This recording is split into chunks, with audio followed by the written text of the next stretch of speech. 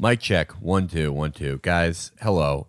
Will unfortunately has been kind of paused by his cat today. That's right. Will made out with his cat Marty. I warned him. And it's what white people do. He's still here. He's just out of commission. But we're gonna go ahead as promised. We have Alex Pareene here. Hello. And we're gonna talk about a McGruff the crime dog can get it. I'm still here. I'm still alive. Just, a little bit low energy, but we might as well start off the episode. Felix has already introduced our guest for the week. It's returning champion, Alex Pareene of Splinter. Hello. Hello. What's going on?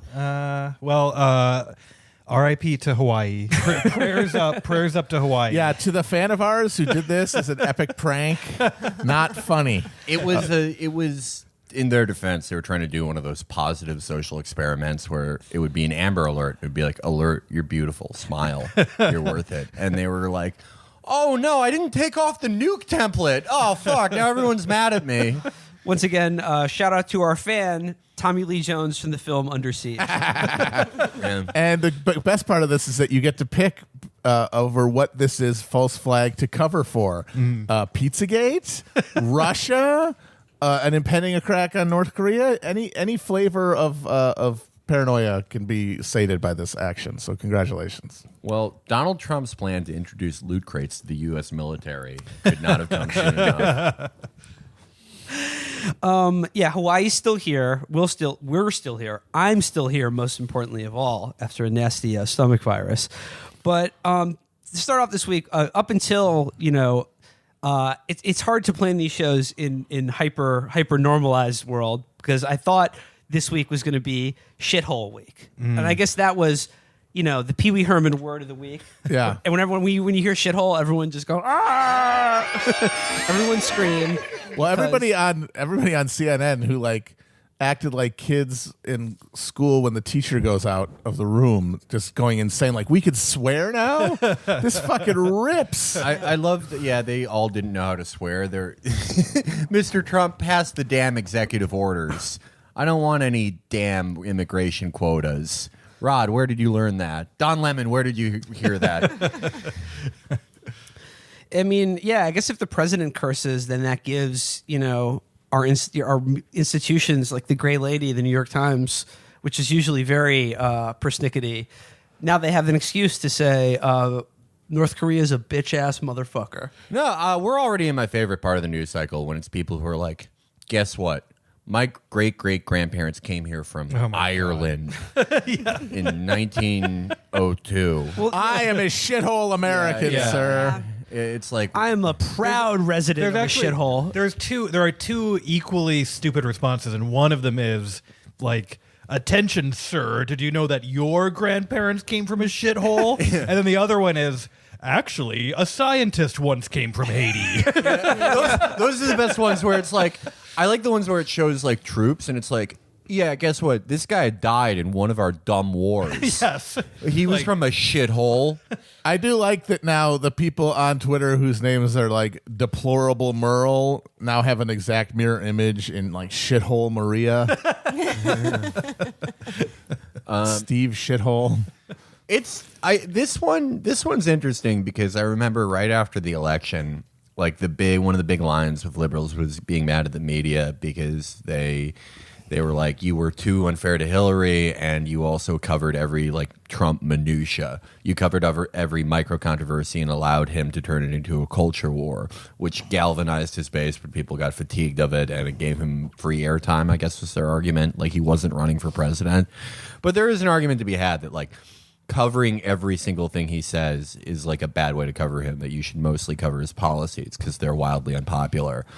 But then also, once he got inaugurated, they're like, resisting is to subscribe to the two biggest newspapers. Yeah. And wouldn't you know it, the A1 stories all the time are those Washington Post and New York Times articles that are like, look what stupid thing this asshole said. And it's like, yeah, they're stupid and fucked up all the time, but it's like... But also, like Nixon said the N-word. Like, what precedent have they just like completely adjusted their minds to Obama era and they just can't move on from that? Well, that's the thing is like Obama, when he was in there, like this is Also said the N-word. He's all the time. Constantly. He had Mark Maron. They had to tell him to stop. Mark Maron was with him. They were doing like an 8-year-long WTF. I have heard from credible sources that he did during one budget negotiation call Mitch McConnell a honky. That's the honky tape. But it's like okay, so what is this job of chief executive? He's the commander-in-chief of the armed forces. He can make life and death choices with the stroke of a pen. Most of the time he fucking picks death because that's what you do as the head of an empire. And you end up, even if you're a smart law professor and thoughtful guy like Obama, you say things like, no, I'm good at killing people. And if you're a fucking idiot like Trump, you go, I don't want people from the shithole countries. But it's largely the same policy. Like if you remember, Obama resumed deportations of Haitians in September of 2016, like before the election. So there are two things going on with this. You have the liberals gaslighting themselves by saying we shouldn't cover Trump this way, but then only reading coverage of him this way and only talking about the dumbest things that the dumbest man alive says, and buying into these like 24-hour news cycles that ultimately mean nothing for him, and also excusing and making it so he's the first bad president. Yeah. And ignoring the imperial powers of the presidency. That's the worst tendency of the sort of cable news press and some of the dumber people in the print press as like he's the first bad president. You see it with the shithole thing, which again it could have come out of a Nixon tape. It could have come out of a Johnson tape. God, yes. When turning it into a discussion about vulgarity actually does distract from the sort of, I mean, so if you want to talk about, everyone covers these Trump outbursts like they're sort of individual distinct things, and I think the criticism is, well, you're not tying it into a narrative of who he is and who the country is, and like, so yeah, that you can easily fit that into a coherent and more damning narrative about his worldview and how it succeeded in 2016, but instead you get the half giggling. I can't believe he used that word. He called the poop shit. Yeah. I think Matt is right about also like the libidinal delight that a lot of these people are experiencing for the first time because they've been so repressed. And now Paul Krugman is walking around with a badass motherfucker wallet. It's like Trump's president. You can swear now. Just go for it. Yeah, like it's righteous. Matters. He's ruining the world by swearing, and we're saving it by swearing. And it's like, actually, hell yeah, fuck nugget. There's a whole political life going on outside of this sound and fury, culture war bullshit. Well, I mean, what could it do to your brain to hang on the every word of the dumbest man on earth? I mean, if that's your life, who would imagine that would be good for your mental acuity, for your sanity? Yeah. To do that. Like, try that in your own life. Find the stupidest person you know and invest your entire emotional well-being in every word that comes out of their mouth and see how well I have a baby, so stupid baby. That's right. Oh my God. Alex Pareene calling out his stupid baby. my baby Trump is an idiot. is America's terrible baby. Yeah. He is a terrible baby. It's true. Well, it's like you become him. I mean, yes. What is the Resistance last big thing before this? It was screaming at Vanity Fair. Yeah. It's like, I think you got that from somebody. It is actually, now that I sort of think about it, like I find myself in Parenthood, like you find like speaking to inanimate objects like they're babies now because my mind is in there. Yeah. I'm like Now I worked at a daycare in an toaster, infant like room, and I felt myself losing vocabulary. yes. But where I want to go with this is along this line of, like, we began 2018 with our sort of thesis statement for the year, or like of where we're going in 2018, is that the hashtag resistance has become the hashtag TCOT of a few years ago. I'm sorry if you're bored of this already, but I suspect it will be a theme we'll be returning to. And by that, that's just like a way of saying that like Trump has shifted the Overton window so far to the right that like what is traditionally thought, like the Democrats are just moving right along there with them. And I want to touch on something, Alex, that you wrote this week for Splinter about the actual meeting that these shithole comments came out of, right? So this was a meeting, and then Dick Durbin came out of the meeting, and he was like, "I've never heard language that awful said by our president." And then you have Paul Ryan saying like, "It was very unhelpful, very unprofessional." But Alex, could you talk a little bit about like What were the actual contours of what was being negotiated in this immigration deal that the Democrats were there to talk to Trump about? So the reason that Trump even had was even debating shithole countries is that a group of lawmakers was sitting there talking about the deal they were trying to cut to save DACA, and get the Dreamers, like, help them stay in the country. But the deal that was being negotiated was that basically Congress was going to restrict legal immigration. So they were going to. I think that the deal as constituted was going to basically give up the diversity visa lottery, or at least severely restrict it. And then they were talking about the countries with temporary protected status who, like the Salvadorians who just got that removed. There are people who, because we fucked up their countries, were like, we won't deport you back there because we fucked up your country pretty bad. And that was the El Salvador thing? Yeah. And now that's been rescinded, and there's about 200,000 Salvadorans in America who are now of dubious legal status? Yeah, exactly. So anyway, what was being negotiated was, which countries will we restrict immigration from? How will we restrict legal immigration in order to get DACA done? And Trump was being like, oh, you guys, he was like, oh, like, why can't we restrict it to Norway? Like, why? But like, you want because the they're a shithole functioning country. Why would they don't want fucking come here? If you look why at would they have the job? This country's a burning Chuck E. Cheese. Why would you go into it? So your own power. They're like big bears trying to catch the salmon swimming upstream, and the salmon are jobs. And they're swimming back.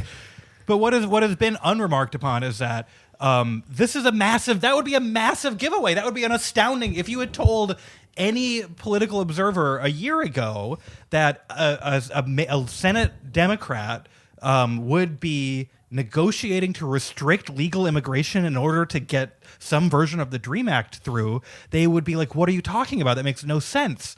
But that is because these negotiations were happening sort of quickly and largely under the radar. Like, no one really noticed how much of the farm Democrats were preparing to give away. Well, this is the idea. Like, that's a 40-plus year precedent since the Immigration Act of 1965, I think. Yeah. That would be reversed. So I just want to read from your piece real quick. You say here, Democratic leadership has completely conceded, rhetorically and politically, that this is now the middle ground. The fact that hardliners would prefer an even more extreme policy is all the justification they need. This is the rationale. And you're quoting from Politico here that writes, key Democrats are sympathetic to the furor from their left flank, but aware that something needs to pass Congress that can win Trump's signature.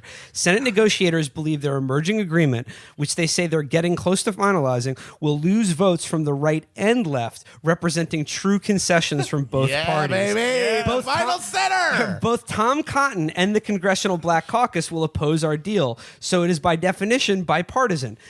This is how far-right policy becomes centrist in less than a year.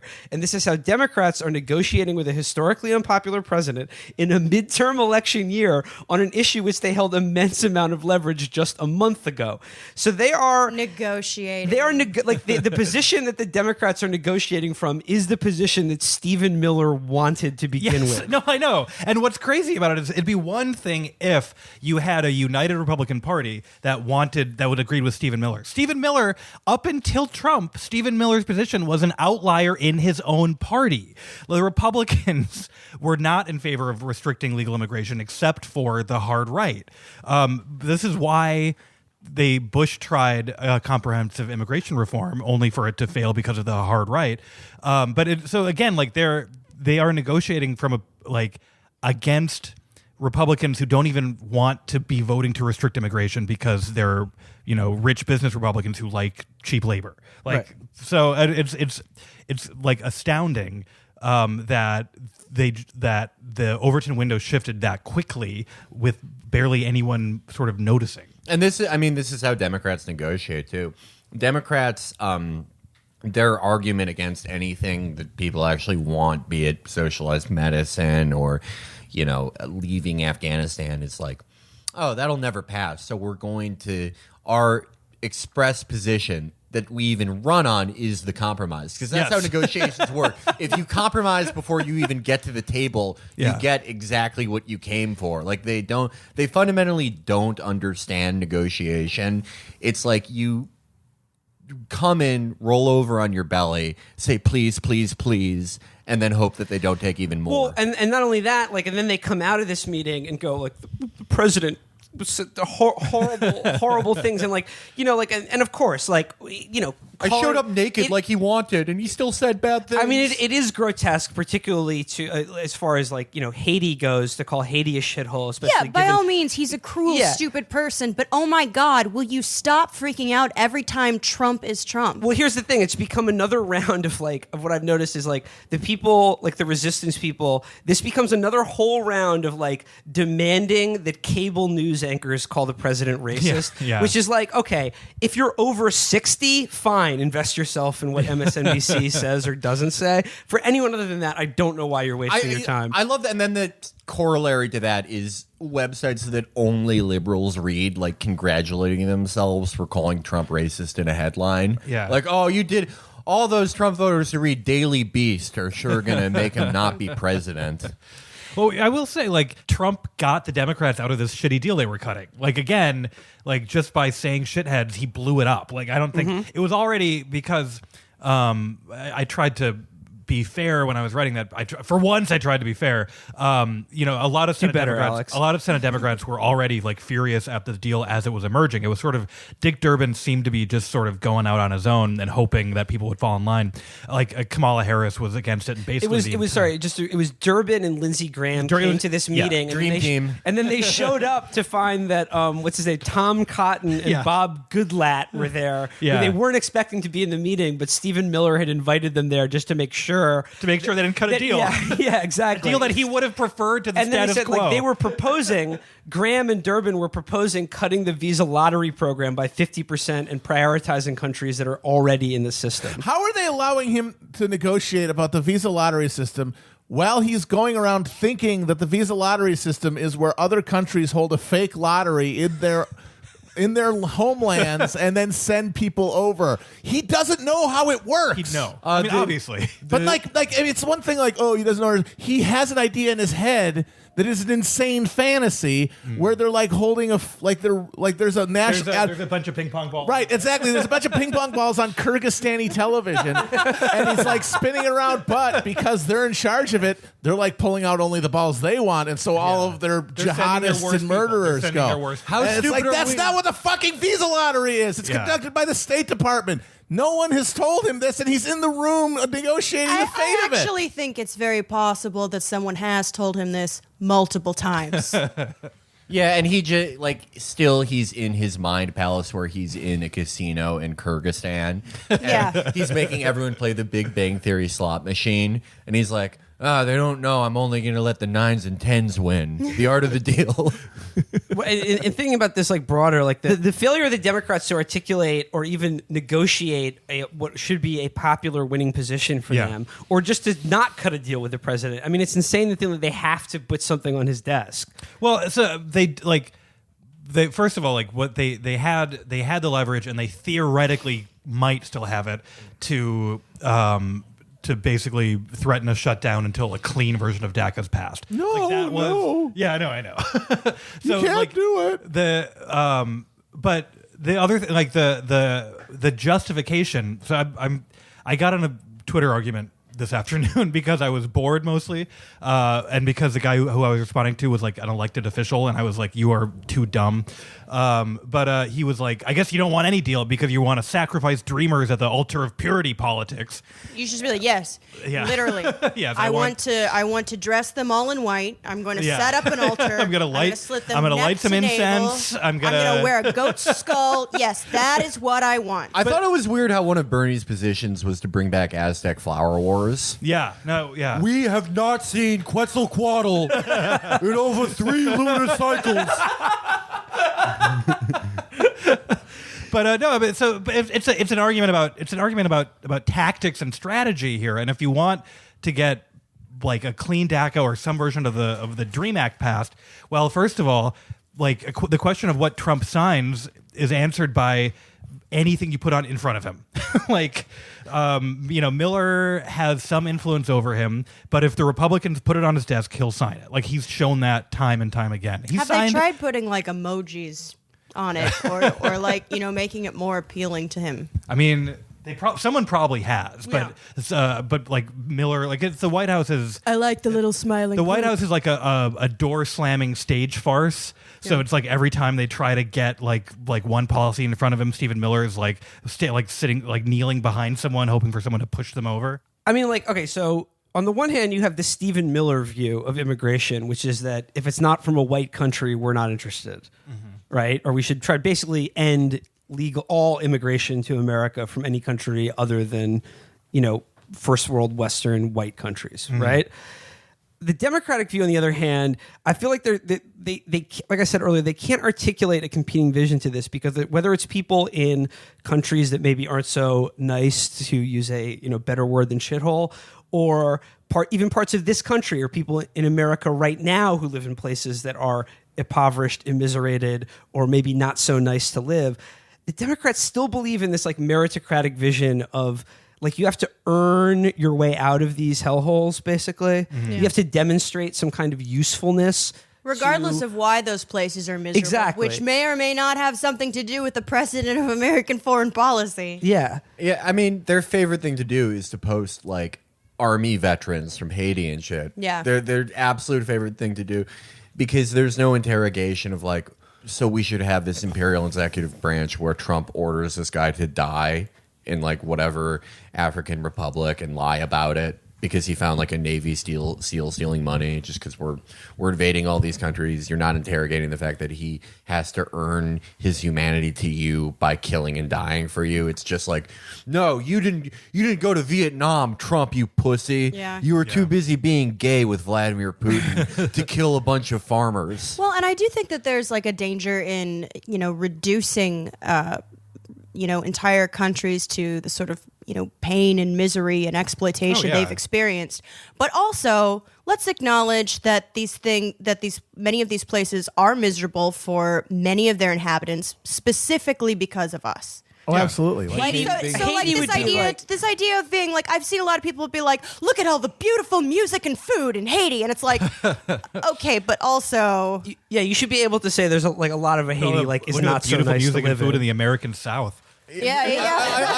I mean that's perfect, because before this, even the sort of liberal centrist and even like Rubio cuck argument for immigration was like, don't you like foreign food? Yeah. And it's like, well, these are human beings, you fucking weirdo. The only way they understand universalism or some kind of egalitarianism is through bourgeois cosmopolitanism. Right. It's they have amazing beaches. Yeah, it's Yelp world order. Going further down this path of both the Democrats, having this two-step of being like Trump is the most vulgar, unfit for office, like authoritarian dictator America's ever had, but then still largely acceding to everything he's doing, or being willing to play along with it, and this idea of the imperial presidency. I want to talk a little bit about the extension of NSA surveillance that passed this week with... Big win. Yeah. Actually, no, it passed the House. It passed the House, but it passed with votes from Nancy Pelosi and the Democratic chair of the House Intelligence Committee. And this is an extension of the FISA Act. Just to run down here, this is from the EFF.org. The House bill today, it endorses all warrantless searches of databases containing Americans' communications, provides a narrow and seemingly useless warrant requirement that applies only for searches in some later stage criminal investigations, allows for the restarting of, quote, about collection, an invasive type of surveillance that the NSA ended last year after being criticized by the FISA court for privacy violations, and sunsets in 6 years, which delays Congress's best opportunity to debate the limits of NSA surveillance. They also voted down an amendment to the bill that was offered by Justin Amish of Michigan, a Republican who's sort of like a libertarian Republican, which would have required law enforcement agents to get a warrant before searching NSA data for information on Americans. Let's see here. This is what Pelosi said. Respectful of the debate on this issue, I myself will be voting to support my ranking members of the Intelligence Committee, referring to the bill's roots in a template from the Intelligence Committee, weighing the equities. That's the path I will take. House Speaker Paul Ryan also spoke in support of the bill and against an amendment from a member of his own party, speaking of the Amish Amendment. He says, I want to thank Pelosi for coming up and speaking against the Amish Amendment and in favor of the underlying bipartisan bill. So again, there's this massive cognitive dissonance between believing that Trump is a reckless, white nationalist, racist authoritarian, but still voting to re-up the essentially limitless surveillance powers that we've imbued the office of the presidency with. No, you don't get it. Like the NSA is going to use it to prove he did Russia stuff. You know what? I'm not even kidding. I looked into Resistance Twitter about this, and a lot of people were saying it's a big win because with the surveillance powers, the NSA is going to take down Trump. Oh my God! They're going to take down Trump, and this is going to blow all the Russia collusion. The wide Cossacks open. work for the Tsar. You should know that phrase. You fucking idiots. But the thing that's amazing to me is like, if you're saying that the Russia conspiracy happened to the extent that it did, even if you're not on like the Eric Garland end of the spectrum, if you're more of like a 6 than a 10, shouldn't the NSA have prevented that? Yeah, Isn't that exactly why they're there? Sorry, I don't know. I think you're all missing the fact that our continued security as a country is dependent on Donald Trump's ability to remotely activate Suzanne Summers' webcam. Hey, hello, is this Candace Bergen? You've been being very unfair to me. Oh, thank God we gave him this power. Graydon Carter, I see you. You look like shit. Frankly, I'm in your Alexa. Sorry, this is just a quick bit from the Intercept right up in this. It also said about Devin Nunes circulated a flyer opposing the Amish Amendment with pictures of the Boston Marathon bomber Dzhokhar Tsarnaev. Yeah, that they also remember when they prevented that. The NSA? Yeah. That was awesome. Who can forget when they stopped that from happening? But Actually, it was just a picture of it that said wood. It was like, this has nothing to do with the amendment, but like he's innocent. I just want to say, all my free Jahar people, Troy, I love you. Well, this is an annoying one. I mean, it's because Democrats actually had. I mean, there were enough Republicans. The amendment, the Warren Amendment, had Democratic co-sponsors. I think Zoe Lofgren was one of them. So this actually could have passed the House like fairly easily, and if it had like an actual meaningful reform would have then had a chance in the Senate, and they just pissed it away because Pelosi like can't be bothered to like actually take a stand on it. And what is the calculus for Pelosi here? Like, what would be like why? Where does she see like the negative in like? What's the loss here in not opposing this? I honestly think that official Washington, they believe their own bullshit on this, and they have intel agencies whispering in their ears that they have to be allowed to do anything they want. That's a big part of it, and the other part of it is this deeply ingrained belief by Democrats that if anything bad ever happens, they'll be blamed for being soft on terrorism. Oh yeah, that's which I think. I mean, I think it's interesting to contrast this era now with like, you know, the late 70s in which the last time there really was an effort by Congress to rein in the imperial presidency. I mean, there was a lot of pushback against it, but there were Democrats and liberal Republicans of that era that did sought to bring reforms to the intelligence are vast. At that time, then it was vast. Now it's even more expansive. But like there was an effort to rein it in the late 70s, and now it's been completely abandoned. You go back and look at the Church Commission and the reforms that happened in the 70s, and it's actually unimaginable to think of that happening today after fairly similar scandals, frankly. Yeah. You know, there's this sort of overarching theory that 9/11 broke the country's brain and made everything like immeasurably stupider, and that might be the reason why. But you know, like what I find infuriating about it is that like there's not a constituency of voters who are like please retain the Patriot Act and expand surveillance. Like they live in a hypothetical fear of being punished by voters for terror happening and them being blamed. I think there's something to that, the 9/11 argument, but there were, mass protests, and there was still an anti-war movement. Yeah. It died under Obama. Oh yeah, because everyone was like, "All right, we did it. Oh, like, it's fine. Yeah. Pack up and go home." I think though one of the most like effective acts of propaganda was America after 9/11. It was the troops thing because it was fluid. It wasn't just troops were troops anymore. The CIA is troops. I mean, did you see? Did you see? I'm a troop. Yeah, I'm Felix a. is this a is- gamer there was troop. a bouncer. I was a Gamer troop. Yeah. Someone did. What was the? I don't remember who did the tweet, but they were like, I was just watching CNN or something, and they were. What did they say? It was like someone or other. Oh yeah, farmers are protecting our crops, and like that was yeah. They were like thank you to farmers for biblical protecting our crops, and like plagues. that's precisely what I mean by like 9/11 made America stupider in that sense. Like suddenly, Nothing like, is ever, nothing is ever just producing anything. You're always protecting Yes. something. Yeah. So even if you're supposed to be sort of on the left of that issue, like the other day, someone found a tweet from Nicholas Kristof in 2014 where he goes, "You know what?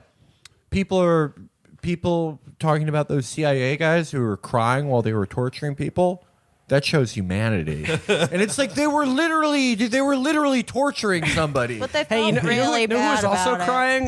The people they were torturing. I sort of think about the movie Zero Dark 30 and how there are all these little cultural snippets you're supposed to put in there, like that it's a cool badass woman doing it, that one of the first scenes is her like torturing that guy with Jason Isaacs, or that the one counterterrorism guy takes out a prayer rug. And I think that propaganda of, all right, we've got you in the position of you have to say that you love the troops, and also we're going to expand troops to anyone who defends anything, which, like you said, could be farmers, it could be mall security, it could be moderators on a message board. That they're brave, the brave men and women phrase I've heard so much in reference to Trump being mean to the CIA or the FBI, the idea that they're sacrificing for us every day, these people who go into a HVAC perfectly 70-degree office every day and eat salads from Kosi and like go into Excel and decide which 14-year-olds they're going to murder, like that they're risking their life somehow. This started with George W. Bush in 2008. And then it was, of course, expanded throughout the entire Obama administration. And there's a certain logic in that, like, all these people who loved Obama were like, well, it's okay because the good guy now has his hand on the till of And we're gonna win the presidency of this forever. vast Yeah. surveillance Yeah. state. And and they expected that it would happen forever. But now that Trump, literally their worst nightmare, probably the most irresponsible, like least qualified person ever is in the Oval Office, they're still largely okay with it, and I'll tell you why. Because now they've put their face entirely in the deep state, or like, I mean, I'm using that in quotation marks, but they've put their faith entirely in these gigantic federal law enforcement and intelligence apparatus to as a check on Trump. And Well, also, the Democratic Party does not exist to produce policy. They exist to reproduce the Democratic Party at this point. And they can definitely keep doing that under Trump. I mean, one needs the other. Sorry, just one other thing about this. This is the thing, the vote on the bill.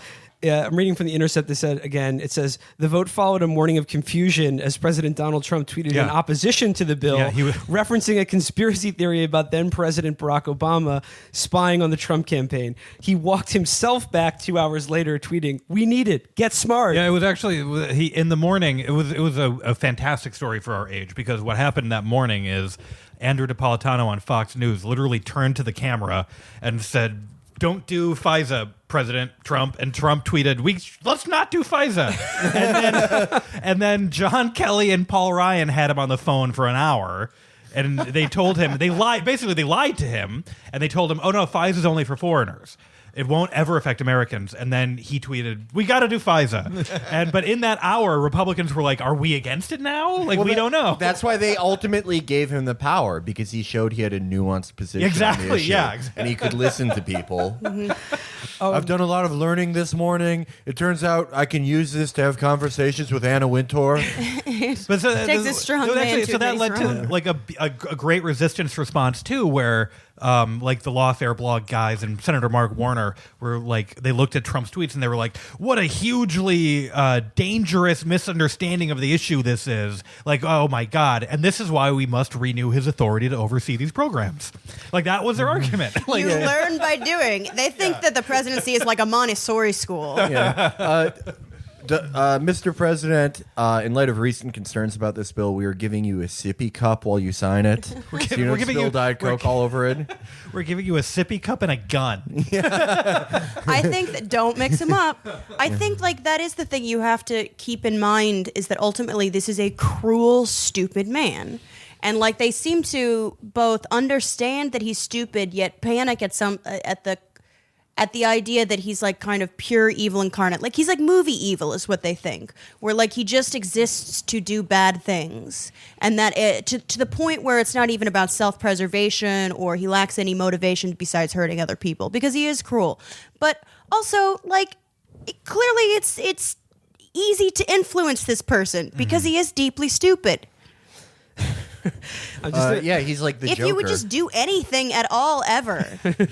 Why so serious? The last guy who's going to have words with him is always going to be Kelly or one of those gatekeeping monsters. So I don't think you're ever going to. Maybe he would like Pelosi if she ever showed some balls. She looks like that puppet, madam. Well, so that might be entertaining for him. It actually is true that when you looked at the White House, they did the immigration negotiation on camera to prove that that Trump's brain works still, and what happened on camera was Dianne Feinstein was like, all right, so clean DACA, and Trump was like, yeah, let's do clean DACA. And Kevin McCarthy, the House GOP whip, like leaned over and was like, that's not our position, Mr. President. Well, but it is. It's like the president, like the policy is being set by John Kelly and these guys. Well, you can't blame him for that because like when a powerhouse of charisma like Dianne Feinstein tells you.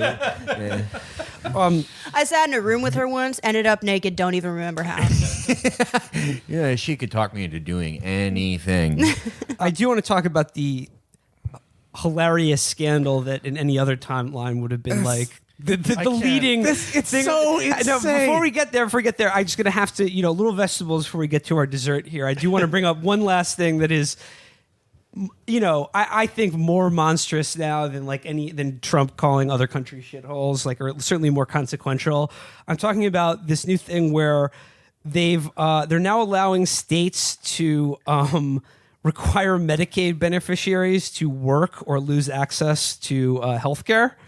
Yeah. And I just want to read Kentucky has already gone through with this, and I want to read a couple things from the new program. There is actually literally a literacy provision that says here. This is from the bold, Kentucky innovative bill. moves in American State-approved health literacy or financial literacy course. Beneficiaries who are in an eligibility suspension for failure to meet the requirement on their redetermination date will have their enrollment terminated and will be required to submit a new application. Kentucky will provide good cause exemptions in certain circumstances for beneficiaries who cannot meet requirements. So you don't get your chemo until you bring back a book report on Treasure Island. This is sorry. It's The Simpsons. It's the stupid babies need the most attention, but they do actually. I'm reading. This is Andy Slavitt. I'm reading from sort of like compiled the rundown of this horror show. There's a 6-month lockout provision, which means that you can't apply again for 6 months if you were removed from not registering annually, or if you have a kid or get married and don't report it. And it says that this is for, quote, certain populations. The language is, it says disenrollment and 6-month non-eligibility period for certain populations for failure to report a change in circumstance that would affect Medicaid eligibility. Yeah, I mean, it's either death by 1,000 cuts or it's just making the process so arduous. And anyone who's ever had to do this knows how miserable it is. Anyone who's ever had to go through any of these systems. Actually, it was great in Indiana. I have to say, getting food stamps in Indiana was great. You just showed up, they filled out the shit for you. Getting it here, it's impossible now. They've cut like the number of people they have at the offices. If you ever, for example, like have to get unemployment in the month of December, you will literally blow your brains out waiting on hold. Amber, you bring it up, but it says in the bill here, it says, in addition, where an individual experiences a period of non-eligibility, Kentucky is providing opportunities to return eligibility. Several commentators noted that the state's Medicaid offices, where many beneficiaries go to report those changes, and the phone lines used to call to report changes are already busy, and the calls and visits are time-consuming. Yep. So it's like overtaxing an already overtaxed, like nightmarish. Well, and call center. I think it's all intentional. This sounds paranoid, but No, it is. I think building up literally spending more money on more bureaucracy to keep people out as a means to shut it down, as a means to sour people on the drug programs. testing regimes for welfare recipients that cost vastly So more much than money, they stop fraud with. But you know what? This is the price we pay because, as we all know, and as Louis Brandeis said, the states are the meth labs of democracy. We have to let them just cook up whatever freakish monster babies that they're putting together in their Erlenmeyer flasks. It's totally intentional. It's the welfare reform model. You make it more of a pain in the ass to sign up. You make it easier to throw someone off. And then when the number of people enrolled goes down, you point at that number and say, it's a success. Yeah, we're fixing the problem. We fixed it. So anybody who wants to talk to you about how healthcare reform, whatever form it takes, needs to be dynamic and to allow for experimentation for states to find out the best way to deliver quality care. Fuck you. There needs to be one universal standard for everybody. It is genuinely psychotic that someone can die low barrier in one to entry. state and You will live in spend another less money just based making a on low barrier to entry. based on the savagery of their state government. You mentioned before the housing crisis, like I said, before the housing crisis in Indiana, you just were like, I don't have any money. I got fired. And they're like, here is $200 a month for food. And that was it. And you saw it slowly change. It started with you getting cards that said, not Bank of America, but a major bank on the back. And that was your new SNAP card. Like it started with them facilitating it. And then it got harder and harder, and there were fewer and fewer people working at the office. There were longer and longer hold times. And then, you move to New York, they basically bombed out the entire fucking office. It's impossible to get that shit. Yeah, and even if you do have health insurance, like I know somebody who recently had a health scare, and she had to go in to get a spinal tap, and she had to go through 7 phone banks to figure out if her insurance covered it and how much insurance she would need to get and which doctor to go to, and the phone lines were busy. That's even if you get in. And yeah, part of this is by design. It's, as everyone said, making things more complicated, so you have to go through 3 rat mazes to get one piece of cheese. They want to exhaust and punish poor people for trying to get food, health care, unemployment, housing aid, anything. Right, and that's on the right-wing side of it, it just literally is eugenics. So on the Democratic side, it's this meritocracy that they love believing in. It's right. This idea. Well, back and to this also idea they're of, little fucking nerds, and they're like, "Oh, well, here's a new system. We're going to improve it by adding more shit on it." Yeah, once we have everyone, everyone will enjoy filling out their forms and making choices. What if it's like a fun puzzle to get your food? Yeah, but it's like they don't realize that for people who had to get assistance before, or for anyone who just doesn't have a top flight plan where they can just kind of go wherever's a network and it's fine, they're already doing that. They're already scrolling through menus. Maybe they don't look as pretty as the Obamacare website, but the only 2 choices can't be means testing and means testing with eugenics behind it, because it makes no difference to the average person who has to access them. It has to be different. It doesn't matter if one is just out of sheer cruelty and one is because, I don't know, a bunch of roller backpack kids thought it was cool. To Matt's point about the savageries of these local governments experimenting, just a comment from the governor of Kentucky, Bevin.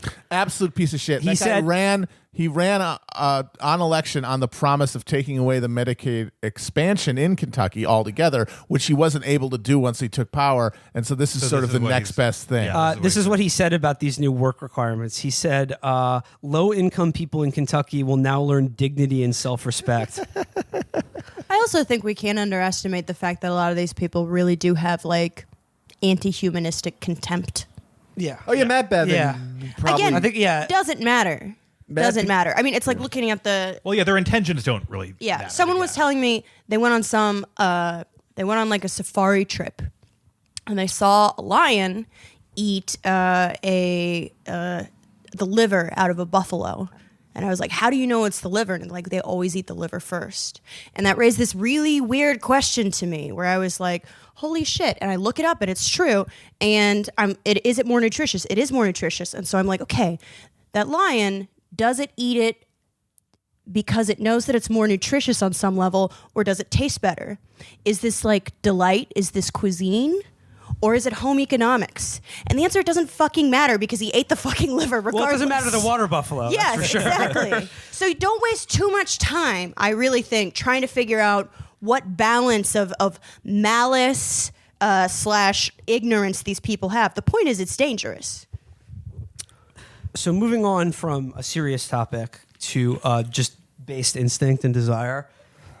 Can we talk about how does this happen? How do you spend the whole week on Shithole and at the last fucking minute? The last second. Can we talk about Stormy Daniels, y'all? Wait a minute. Wait, is this some meteorologist? I'm not familiar with this person. I've never heard of this person. All of us have been sitting in my apartment going through the Stormy Daniels catalog like Bob Crane and John Carpenter in autofocus. just bros doing research together, preparing Regular for the guys. show. Regular guys being friends, watching movies together. I mean, look, I can think that Donald Trump is a reprehensible person and also think that it's cool that he's Eskimo brothers with Johnny Sins at the same time.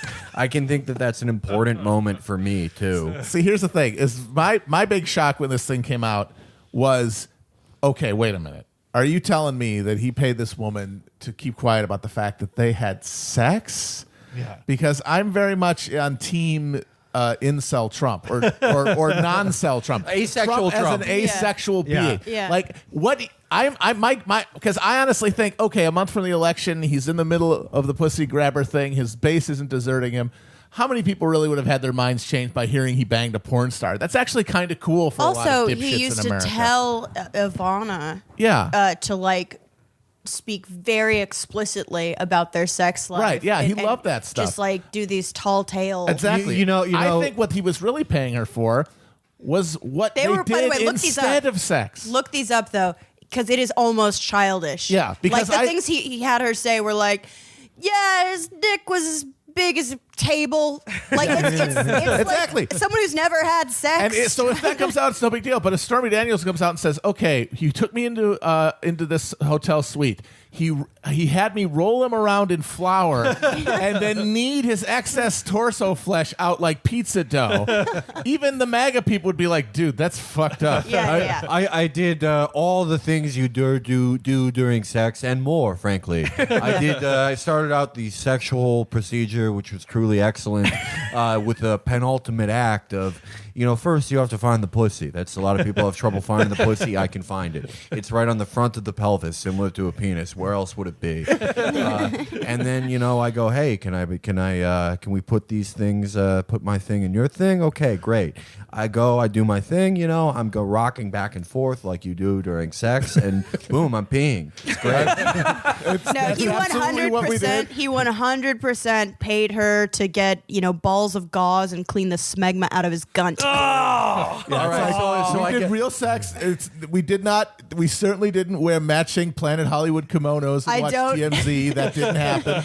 I don't have bed sores. I did, and the best part of sex is right after, when you pat her on the back and say, "Excellent work, superb, luxurious." What I like about this is, in any other reality, this would have been brain cracking, the story of the century. Imagine if I guarantee you, everyone will have forgotten this by the time this episode comes out. Imagine if Obama fucked Kendra Lust, and he's like, I was at the AVN for some reason. Shithole will be done in 2 weeks. This will definitely be done by the time this airs. But as long as we're talking about this, we have Alex here. Alex, you're a media critic, a journalist. You're someone in this.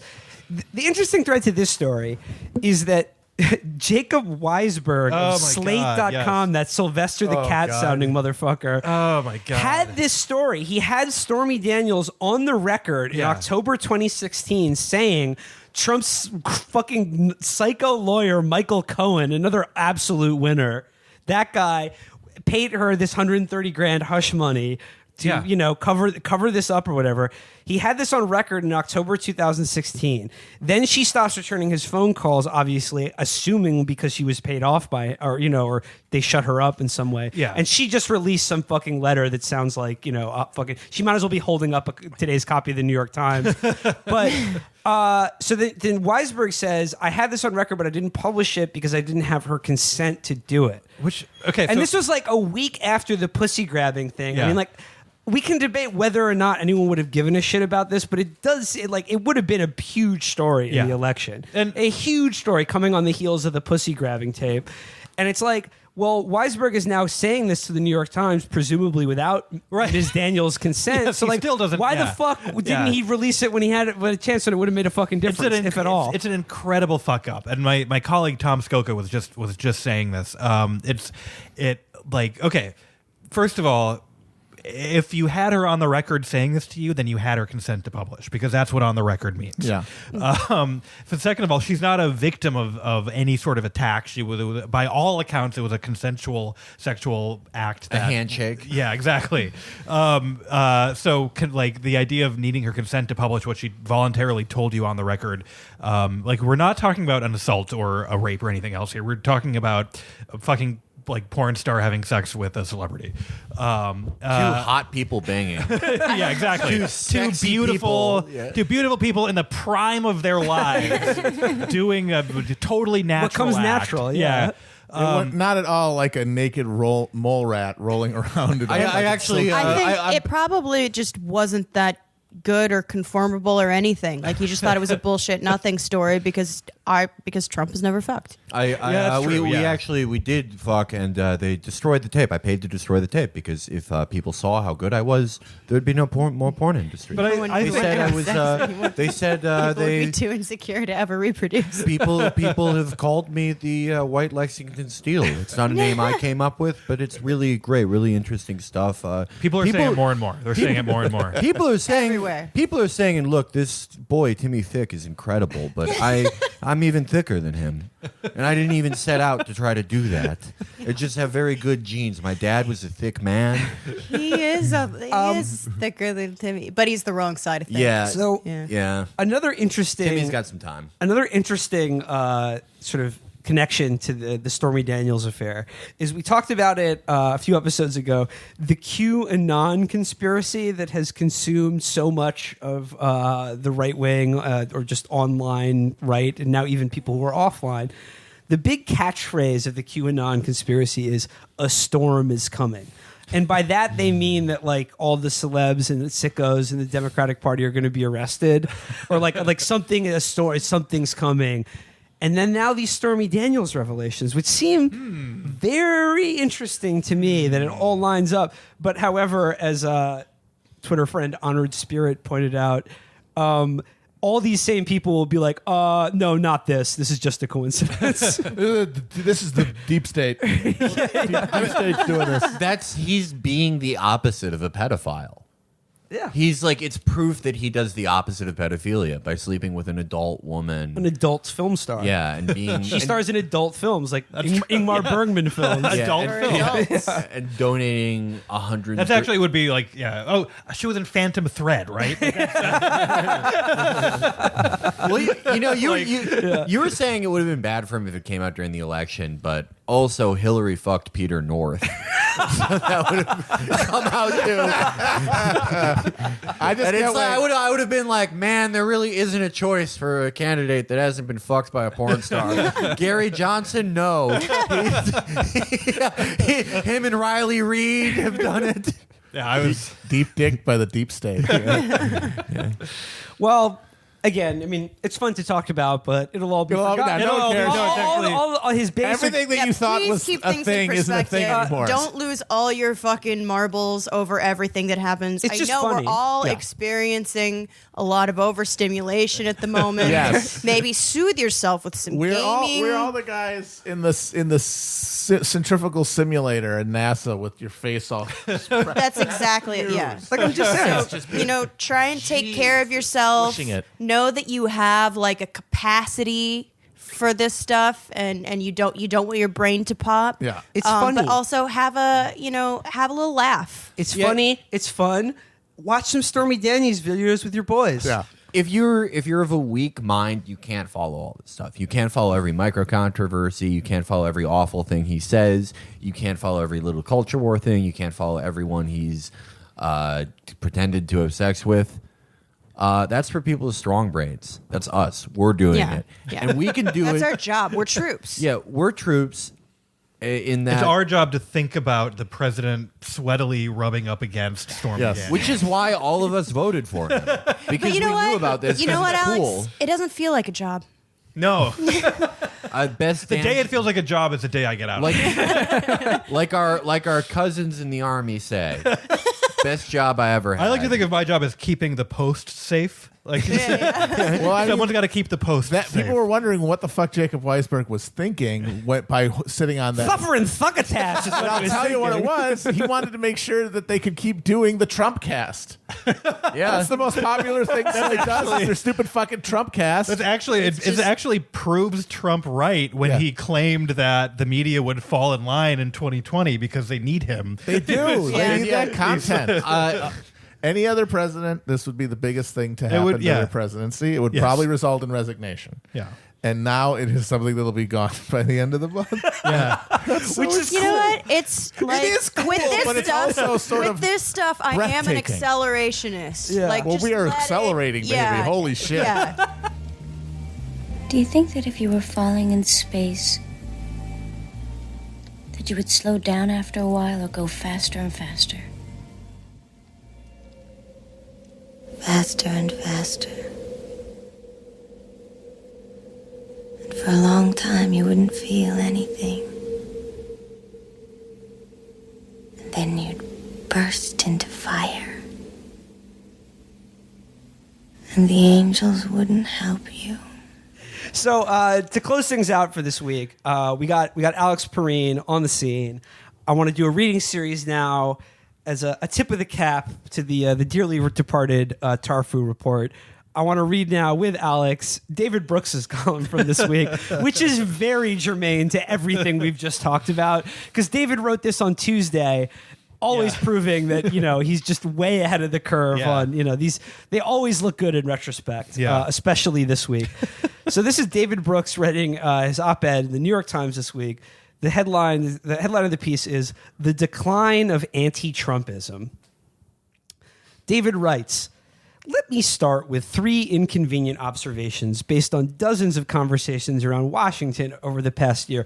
Wait, on Tarfu, did you guys inhale helium or nitrous? We would inhale helium, and then we ran out of helium, and we realized too that we could actually kill ourselves inhaling that much helium.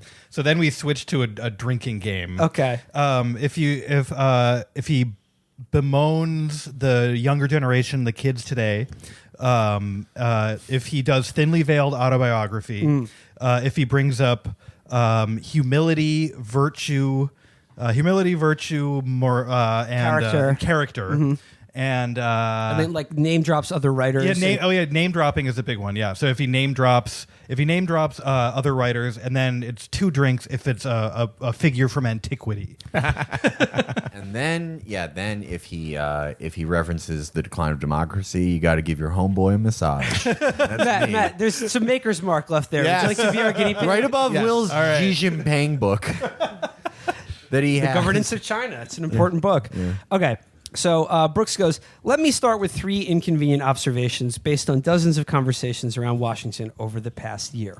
First, people who go into the White House to have a meeting with President Trump usually leave pleasantly surprised." Well, that's because their expectations were so astronomical, so fucking low to begin with. But he goes, "They find that Trump is not the raving madman they expected from his tweet storms or the media coverage. They generally say that he is affable, if repetitive. He runs a normal... Especially when he's sundowning. He runs a normal, good meeting and seems well-informed enough to get by.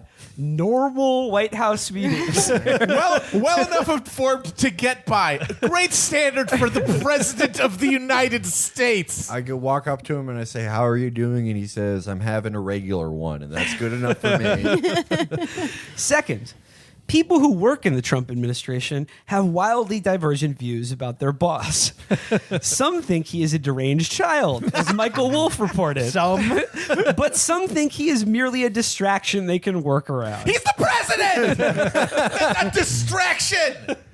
Yes, he could kill everybody on Earth if he presses the wrong button, but you can, it's like when your kid makes a mess. Yeah, It's and the okay. thing is, if he gets all riled, you got to jingle your car keys in front of him, and then he'll forget that he has the power of life and death over every being on Earth. I mean, you say that, but again, what has been proven time and time again is that it is very easy to put him on the complete opposite track of what he was 20 minutes ago.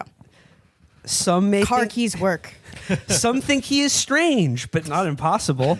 Some genuinely admire Trump. Many filter out his crazy stuff and pretend it doesn't exist. It seems like a really safe dynamic. This is literally just Jared they're describing. Some people are living in a fantasia. Some people think he's the best father-in-law anyone could have. My impression is that the Trump administration is an unhappy place to work because there is a lot of You can't date your interns. because there is a lot of infighting and often and no direction from the top. But this is not an administration full of people itching to invoke the 25th Amendment. Yeah, because they'd all be out of work. Right. Yeah. Third, the White House is getting more professional. This is Tuesday. You wrote this last Tuesday. I love that this is entirely an office management problem from his perspective. No, that's exactly what he's treating it as. They now have a chore board. Clearly states who is doing the dishes, who is taking out the Look, trash. they've started using Slack and they have their channels organized really well. We got a Keurig machine. That way, someone doesn't leave out coffee for it There's to get a stale. young man named Virgil Texas told them about the food choices channel on Slack where you can post all meal decisions for affirmation or denial. I'm imagining David Brooks writing this about our office, where it's like there are far less outbursts. It takes them now under 3 hours to decide about lunch. They no longer get distracted watching old Ron Fournier videos on C-SPAN. The amount of garbage accumulated around Felix Biederman has declined dramatically. That will never happen. So the White House is getting more professional. Imagine if Trump didn't tweet. Imagine if Trump wasn't racist, 70 years old. The craziness of the past weeks would be out of the way. I like the fact that the whole thing is like, it's just Twitter. Without Twitter, he'd be a completely normal guy. If you imagine the president away, the White House suddenly seems much more safe. I know it's a very nice building. It has a very good foundation. The studs have been recently replaced. I know you guys think that this Trump thing is outrageous, but just a little thought experiment. Imagine he's about 30 years younger. He went to Harvard Law. He's black. His name is Barack Obama. Now, do you hate him? Checkmate. Just what I thought. He says, if he wasn't tweeting, we'd see a White House that is briskly pursuing its goals. The shift in our Pakistan policy, the shift in our offshore drilling policy. Oh, a shift. That's a lovely way of putting it. Yeah, the next 4 or 5 Deepwater Horizon incidents that was briskly changing the makeup of the Gulf of Mexico. Oh, I like this. The fruition of our ISIS policy. The nomination for judgeships and the formation of policies on infrastructure, DACA, North Korea, and trade. So what? So he thinks the worst case scenario is that Trump gets in there and he's just like, he gets lost in the bathroom and they don't do anything. Yeah. Just the idea of doing anything is great. Here's the thing. Like, Brooks sort of has a point here because, like, yes, Trump is an idiotic sideshow who's like, paying porn stars hush up money and whatever. But the White House is doing the White House is actually pursuing a policy agenda. It's just that policy agenda is a fucking nightmare, as he just laid out. Like, the people they're nominating for the federal courts who are going to be with us until I'm dead, probably, are like, Count Chocula, Fred Flintstone, the John Birch Jr. Society. But he's actually PewDiePie's going on the Ninth Circuit Court. he's wrong even by his own standards, though, because this isn't. He's describing this as professionalism, as if this was a sort of normal Republican policy shop. Normal Republican policy is happening, but there's no coherent agenda because it's a bunch of individual actors jockeying to accomplish whatever their goal is. Like the judges, like they're getting a ton of them through, but they like even people like Chuck Grassley are like, all right, this guy's a little too unqualified for me. Like Yeah, but in his mind, Lionel the one Hutz guy, is really like he's the one guy who thinks that like taking away his Twitter would make everything. He thinks that they should be taking away his Twitter the way that people hid FDR's polio. Yeah. For the good of the administration. Well, this is informative though, because I think that David Brook speaks for not that big of a slice of the country, but a definite population where, yeah, it's not really the policy; it's that they have to pay attention to his Twitter. Imagine the Johnson administration without his comically large penis. So he goes, it's almost if there are two White Houses. There's the Potemkin White House, which we tend to focus on, Trump berserk in front of the TV, the lawyers working the Russian investigation and the press operation.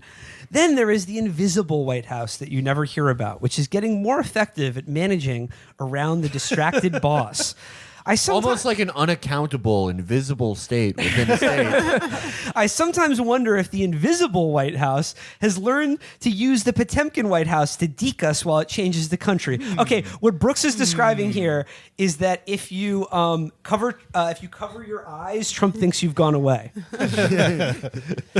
Continuing, he says, I mention these inconvenient observations because the anti-Trump movement, of which I'm a proud member, seems to be getting dumber.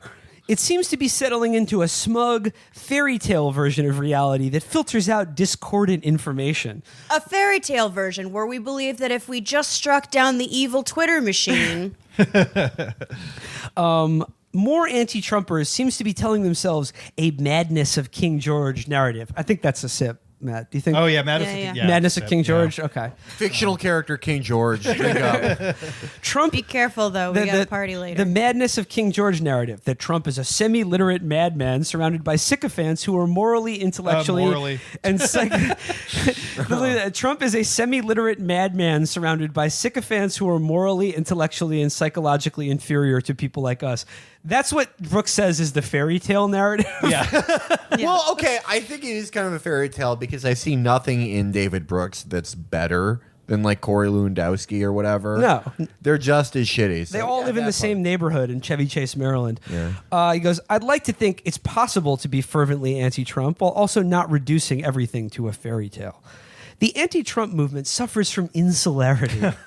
Most of the people who detest Trump... I mean, I agree with him on that. They are a bunch of shut-in nerds.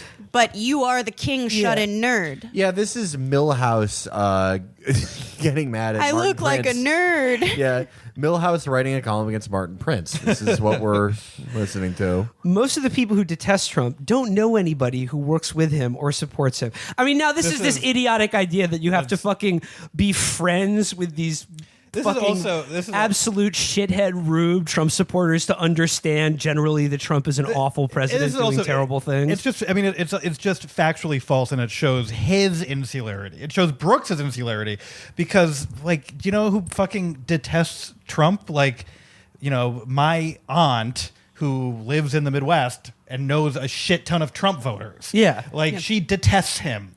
Like I would, if I was actually like in social circles with more Trump supporters, I would probably hate joke him more. I would probably joke less about Trump. And I would hate him so much I would more. hate him so much more. Now I'm very glib and ironic, and I'm like, isn't it funny we have a dumb, crazy president who fucks porn stars? Yeah. If I was like living in a community where like I had to deal with these people on a day-to-day basis, people who were like, Trump's back! He's my president. Stormy Daniels denied it. This is fake news. I would be like buying a mail order. You know who you'd be? You'd be that woman in Texas who fucking had that boss woman in Texas with the pickup truck that said "fuck Trump" on the back until they put her in jail, And then she came back out, and then she added to it "fuck Trump" and "fuck the sheriff." Fuck the sheriff, yeah. Well, I've been dating Hope Hicks, and it has So this changed is- my perspective. This is actually a common. This is like I want to unpack this a little bit because this is like when conservatives make fun of the old Pauline Kael line. I don't know anybody who voted for Nixon. Yeah. Sure. Pauline Kael, she wasn't being ignorant. It wasn't a how did Nixon win. She was stating a fact. In her bubble, she didn't know any Nixon voters. The conservatives who took that as like, oh, they all live in a bubble are like Manhattan conservatives who, used to write for the National Review or whatever, and who professionally interact with a lot of liberals. John Podhoretz is a bubble. Yeah. But do you know who actually lives in insular bubbles are people in white enclaves all across the country who universally voted for Trump. Like, they're the ones who don't know, like, they intentionally live in enclaves of like-minded people, and then people like Brooks are like, you dumb liberals don't know anyone who thinks different than you. And half of us fucking come from families of people who voted for Trump. Yeah, but they don't. Those Trump people in the enclaves might not know any Hillary voters, but they know Jimmy Kimmel and Seth Meyers. There's a That's- truth to They're that. more like, same or they're thing. more like the even larger, like number of people, like the people in my extended family who just don't vote. Oh, yeah, of course, yeah. So he says the movement also suffers from lowbrowism. Fox News pioneered modern lowbrowism. The modern lowbrow, think Sean Hannity or Dinesh D'Souza, ignores normal journalistic or intellectual Sean standards. Hannity literally has a low brow. That's true. It's a very slopes. low hairline. He creates a style of communication He's that one of doesn't the make you crudes. think more. It makes you think and notice less. The ultimate test of lowbrow is not whether it challenges you, teaches you, or captures the contours of reality. It's whether you feel an urge to share it on social media. Wow. I'd say we're very lowbrow. In every war, nations come to resemble their enemies. So I suppose it's normal. Is that Hobson, dude? So I suppose it's normal that the anti-Trump movement would come to resemble the pro-Trump movement, but it's not good. Oh my God, I've both noticed. Wait, no, sides but what do was it. that Holy generalized shit. statement? What is he talking about? Both sides do it. He's blowing my mind. That's The like next sentence is great. The next That's sentence like is actually, key. if you killed the bourgeoisie, do you not then also become the bourgeoisie? What if you threw out your old phone and it was your new phone that you got? So he says it's not good. I've noticed a lot of young people look at the monotonous daily hysteria of we anti-Trumpers, and they find it silly. That's a drink. Because not only is that when he says whenever he says I've noticed something young people do, what it says is I've noticed my wife. This isn't just a struggle over a president. It's a struggle over what rules we're going to play by after Trump. Are we all going to descend permanently into the Trump standard of acceptable behavior? Yeah. Hell yeah. Yes. Hell yeah, yo. We're all going to be fucking porn stars, yo. Or are we going to restore the distinction between excellence and mediocrity, truth and lie? Are we going to insist on the difference between a genuine expert and an ill-informed blowhard? Or are we going to restore the distinction between those institutions like the Congressional Budget Office that operate by professional standards and speak with legitimate authority and propaganda mills that don't? They're trying that- so hard to salvage their credibility Well, after I this like- election. And it's like, no, we're never going to trust your expertise again. What I like about using the CBO as like a contrast to Fox News is that a big project of like really respectable conservatives, specifically Avik Roy and a lot of the Heritage Foundation guys, is to completely change how the CBO does their Forecast, budget as how their forecasts, forecast, so yeah. that they can do more things like show that their insane tax bill will like increase growth and revenue. Yeah. So yeah, I don't know who the fuck he's talking about. Here we go. Closing out. Final sentences. There's a hierarchy of excellence in every sphere. There's a huge difference between William F. Buckley and Sean Hannity. No, there fucking isn't. Sean Hannity's alive. Only one of them threatened to beat someone up on national television. And Sean Hannity actually could because we know he studies MMA and Krav Maga. Well, he actually has a street style. I mean, the difference between William F. Buckley and Sean Hannity is Sean Hannity's a more successful television host. Yeah. Like, I think he. So Yeah, Sean Hannity would never ride a bitch-ass sailboat either. He's all power boats all the way. Sean Hannity's a jet ski guy all the And he way. wouldn't try anything weird with you. Yeah. Well, I mean, instead of the skinny dipping in the Long Island Channel, it's Down. nude touch ball. New touch football. New touch Shirts and football. skins Yes. every day. It's Sean Yes. Kennedy's We're house. playing shirts and skins foosball. Sean, what the fuck? But nothing below the waist. Yeah. Just shirts and skins. Just guys being dudes. Okay. Closing out, part of the struggle is to maintain those distinctions, not contribute to their evisceration. Wow. There's nothing. So, there's no so well content done, to that. David Brooks. That had no content. Yeah. There was nothing there. He says, "Oh, you think that that Trump is just his stupid tweets, but he also has a government." Well, yeah, because government has like a continuity. It's bureaucracy. It operates of its own. Okay, what is that? What is that? And Sean Hannity is an oaf, and you need to be less like him. Well, what? He doesn't even have an example of what he's talking about. Yeah, that's actually one of the killer things about that. That makes it like a killer Brooks column. Is he doesn't even name an example of the thing he's talking about. Well, isn't the Hence example that he's always talking about is he himself? makes these generalizations. It's like they always become their enemies, and it's like when, and then he just keeps going. I'm guessing that his wife was watching The Daily Show and she laughed at a joke that he thought was like too simplistic. And then he silently judged her and just like gritted his teeth and plowed out a column. Yeah. Well, then he's right because The Daily Show sucks, and I stand with David. We stand with David. Yeah. Well, no, yes. The Daily David's Show wife is stopped trash. watching The Daily Show. You know what? David Brooks' ever wife. rating last year? Go on Chapo. Last year? Yes. Yeah, That's really no, depressing. this Wait, is it had truly its highest depressing. ever rating. That's really depressing. last year. See, this is why I'm not an accelerationist in terms of entertainment. This is not. This This is has not normal. made comedians funnier. This is not- This no. is I not. have a theory. Bots, Say Russian you- bots. Well, what would you... Trevor Noah is a Russian bot. No, but he's close to a machine, and I will tell you why. If you had a relative that was either sundowning or dying, what's something you could put on that wouldn't excite them that much? Yeah, that Daily Show. It is like Sure. it is. I mean, all of those political comedy shows are dreadful, but there's something just oatmeal ass about the Daily Show now, where it's just it's been run through a Cuisinart 5,000 times into just total paste. It's like the Soylent of entertainment. Today, Donald Trump tried to sign a bill, and they had to remind him how to read. Wait a minute, he's Australian? Good job, What is Joe. it? Yeah, that's how he sounds like. That's how he sounds like. It's a difficult All right, accent. guys. They have- Let's what he wrap this sounds one like. up. Let's wrap this one up, guys. Today, Donald Trump tried to wrap something up, and he said, "Why don't we wrap up the alternative facts and fake news and make Mexico pay for it? Let's bring back Obama." This is the Daily Show. G'day, mate. It's the Daily Show here. We're gonna talk about Trump, that cunt. We're talking about peace, mate. This is Matt V. Brady reporting from South Africa. Actually, if they put This Matthew is Adam Brady Friedland's dad on on the Daily Show. the Daily Show, I would watch. I would definitely watch if it was Adam's dad. Okay, Yeah, guys. Adam's dad and Matt Brady. Although Adam's dad co-anchors. is very resistance. Okay, guys. Till next time, faster and faster. Faster. Until we all burn up. Faster, pussycat. Kill, kill. Till next week, guys. Alex, thanks for joining us. Thank you, Alex. so much. Bye.